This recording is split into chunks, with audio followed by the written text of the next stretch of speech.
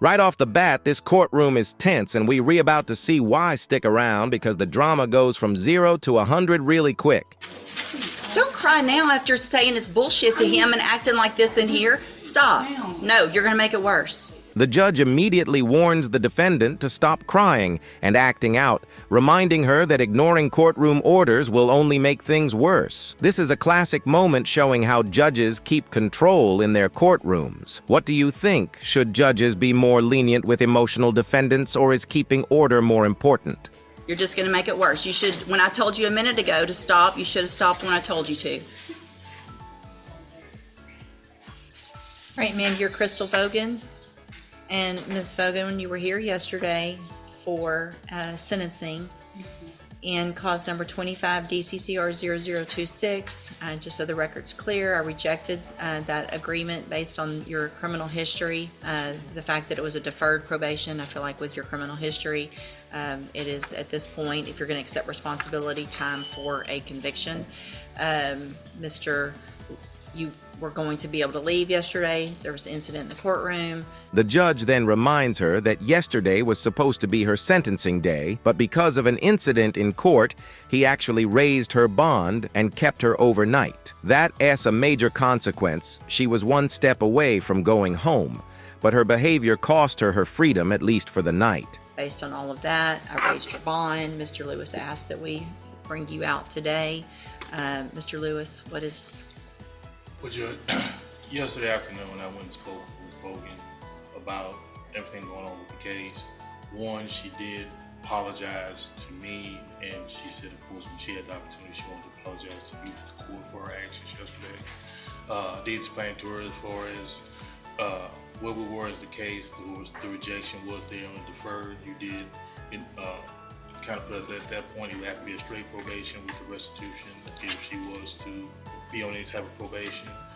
She told me she was more than willing to accept that. She understands how it may affect her with her job, but she wanted to still, if that opportunity was there, she wanted to definitely take it.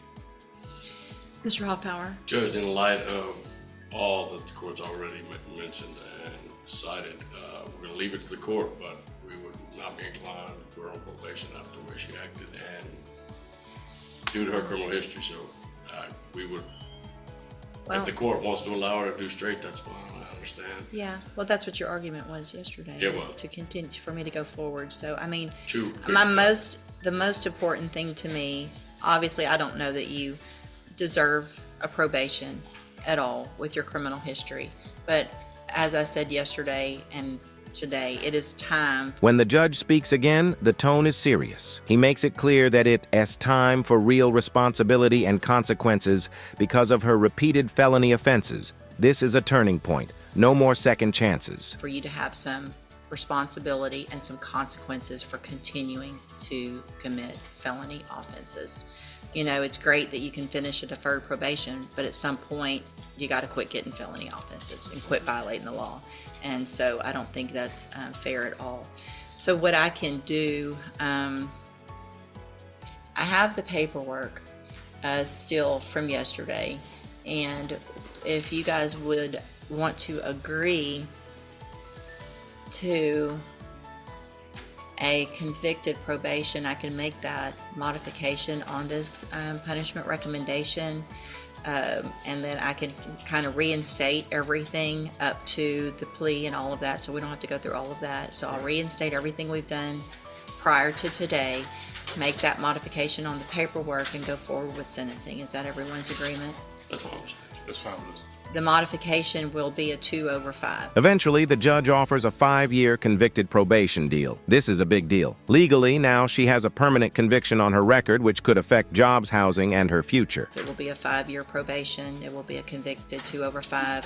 I am going to, I'm not inclined to order a fine because I want that restitution paid. So I'm going to mark through that. So with everyone's permission, I'll make that change, and that's what everyone's agreement is. Is that correct? And it is, I want to make sure you understand that this is now your agreement. And so if I follow an agreement to give you 2 years in the state jail, but probate it for 5 years, order that restitution, you can't change your mind later. This is your agreement. Is that correct? Okay.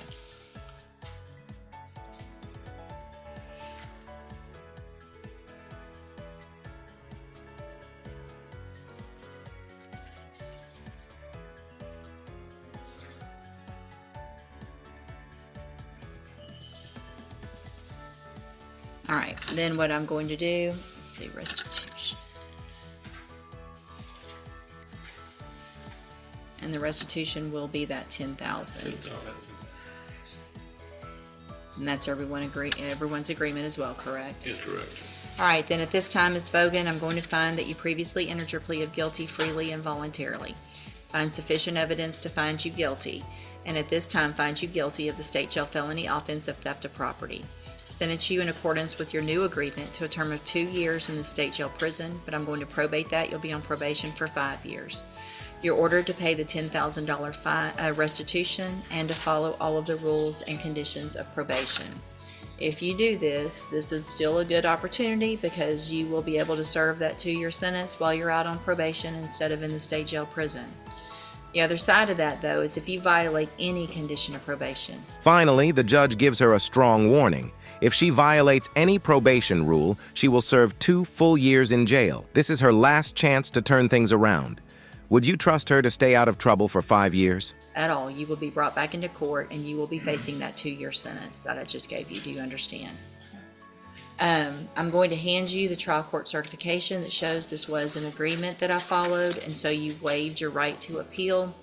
I'm also going to hand you a written admonishment regarding your ineligibility to possess a firearm or ammunition.